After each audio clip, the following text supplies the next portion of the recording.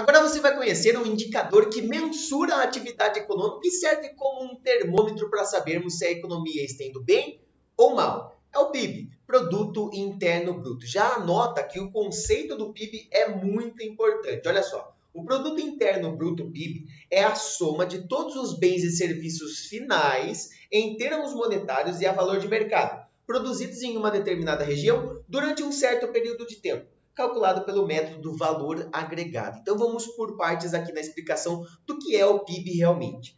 O PIB vai ser o cálculo de todos os bens e serviços finais. Então nós vamos somar em uma determinada região, por exemplo, no Brasil, todos os produtos, todos os serviços em termos monetários. Como assim em termos monetários? Em reais, não em quantidade. Nós não vamos colocar 3 carros. Qual o valor de cada um dos carros? Cada um deles foi vendido por 10 mil reais. Então, 10, 20 e 30. Nessa parte dos 3 carros vão entrar 30 mil reais. Porque nós vamos considerar valor monetário e todos os bens e serviços finais. Já chega um pouquinho melhor nessa parte do porquê bens e serviços finais. Então, a valor de mercado.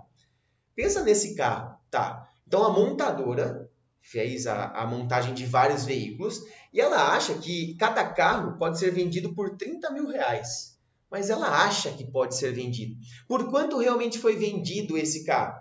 A valor de mercado. É a mesma coisa com a sua casa. Se você tem uma casa, um imóvel e quer vender, caramba, esse imóvel aqui eu construí com tanto suor, demorou tanto para construir, eu demandei tanto tempo e eu acho que ele vale 500 mil reais. Tá, mas você consegue vender por 500 mil reais? Não. E aí você consegue oferta por 400 mil reais, várias ofertas, e consegue vender por 400. Qual de fato é o valor do imóvel para que a gente consiga colocar no PIB? 400 mil reais. Porque vai contar o valor de mercado, o por quanto ele foi vendido realmente, não o por quanto você acha que ele deveria ter sido vendido. Tá? Então, por isso que nós consideramos termos monetários, ou seja, em reais, e a valor de mercado, a valor de que ele realmente foi vendido, produzidos em uma determinada região. Então, nós podemos ter o PIB de uma cidade, um município, um estado, uma região do país, um país em si, também de um continente. Mas você não vai ver o PIB do Itaú, o PIB do Bradesco, o PIB da Petrobras. Não mensura empresas, somente regiões, certo? Em um certo período de tempo. Logo, nós vemos que o PIB do Brasil de 2020 foi tantos reais, certo? Aqui nós temos que o PIB de uma região em um determinado período de tempo, nós sempre vamos pegar uma parte de período de tempo, então na década, no século, no semestre, no trimestre, no mês, não importa, no ano, mas tem um determinado período de tempo fechado de uma região que vai ser considerado em termos monetários, reais, certo? Calculado pelo método do valor agregado. E aqui nós vamos linkar do porquê apenas bens e serviços finais. Então, o PIB é a soma de todos os produtos e serviços, né? Bens e serviços finais. Vamos pensar na construção de um carro. Para que você possa construir um carro, você precisa de várias matérias-primas, certo? Então, ela vai passando por várias partes da montadora, até que chega a parte final onde monta o carro bonitinho para você ligar e sair com ele andando, e aí sim você vai vender. Então, pensa, numa economia extremamente fechada, onde só existe a produção de um carro, qual será o nosso PIB? Vamos considerar as matérias-primas para a construção desse carro, né? Todo o equipamento, toda a aparelhagem, tudo que você precisa para construir esse carro, você gastou 20 mil reais. Certo. E aí chegou para a montadora, ela pegou todas as peças, toda a matéria-prima, toda a mão de obra, tudo que ela precisou e fez a montagem. E ela conseguiu vender o carro por 50 mil reais. Qual vai ser o PIB desta economia fechada com apenas um veículo? 70 mil reais, porque nós vamos pegar 20 mil das matérias-primas, das peças, da mão de obra e somar com o valor do carro de 50, então 70 mil reais? Não, porque se nós fizermos isso, nós vamos estar duplicando esse valor das peças e matérias-primas, porque eles já estão inclusos na venda do veículo.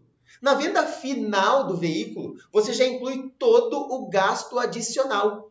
Então, você vai agregando valor. Então, na primeira parte da montagem do carro, nós utilizamos R$ 10.000, certo? Aí eu peguei esses R$ 10.000 de peças, acrescento a mão de obra, e na segunda parte nós gastamos mais R$ 10.000, certo? Já são R$ 20.000. E você vai agregando.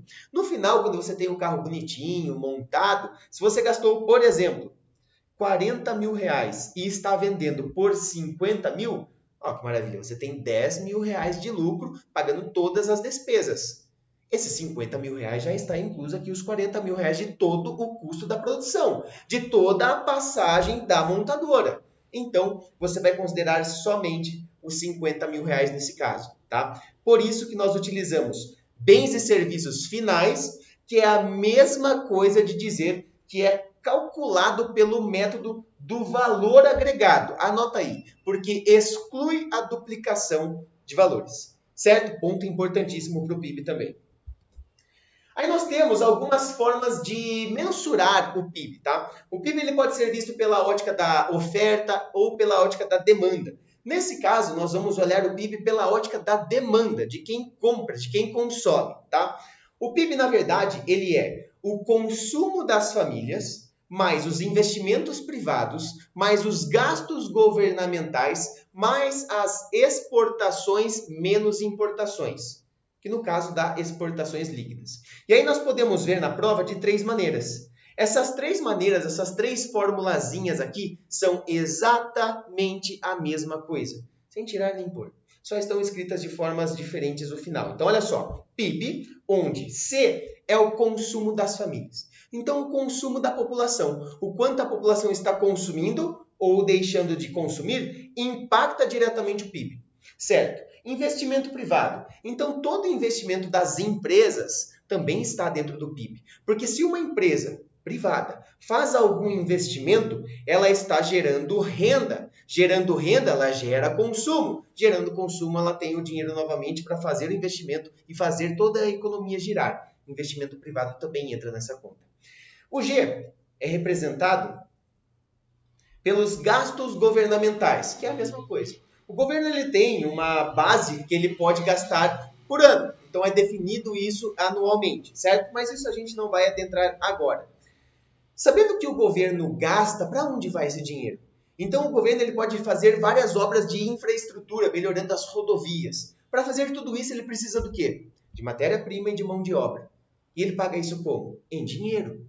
Então ele tem um gasto pagando matéria-prima, pagando mão de obra, esse dinheiro vai para a mão da população que vai consumir de alguém, girando toda a economia novamente. Tudo isso nós vamos somar com este fator que pode ser descrito por outros dois, né? X menos M, onde X é exportações, ó, o X você tem aqui, exportações, menos M, que é importações. Então, é o quanto você exporta menos o quanto você importa. Logo, quando você exporta, você está mandando um produto. Eu estou mandando esse celular para fora e eles estão me pagando dinheiro. E a importação é o contrário. Eu estou comprando esse celular e jogando meu dinheiro aqui do Brasil. Por isso que eu preciso dessa subtração. Essa subtração me dá as exportações líquidas. E é isso que eu preciso. Por isso que nós podemos ver dessas duas maneiras. Aqui já está ó, EL de exportações líquidas ou NX de net export, em inglês, exportações líquidas também, certo? Então, são todos termos importantes que você tem que saber sobre o PIB. É a soma de todos os bens e serviços finais. Anota outra coisinha com um asteriscozinho, porque quando eu falo que ele é produzido em uma determinada região, eu quero dizer que o PIB ele é o quanto o Estado produz de riqueza, não o quanto o Estado tem de riqueza. São coisas diferentes. O quanto eu tenho de riqueza é o quanto eu acumulei, mas o quanto eu produzo é diferente. Então, o PIB é o quanto o Estado, o país, o município produz de riqueza. Isso também pode ser questão na sua prova, deixa com um asteriscozinho aí, tá? Quem faz o cálculo e a mensuração do PIB? É o IBGE. Então você pode entrar no site do IBGE e eu até recomendo como lição de casa para você. Entra no site do IBGE, joga lá no Google IBGE PIB, que você tem acesso a todo o produto interno bruto do nosso país, que é bem importante para você começar a praticar. Ó. Tem algumas informações importantes. PIB ao ano. Então, 7,4 trilhões em 2020 de PIB. Lembra que eu falei? É em relação à quantidade monetária. E aí nós podemos voltar para cá e dizer que nós temos 3 mensurações de PIB. PIB nominal, onde crescimento absoluto em relação ao período anterior.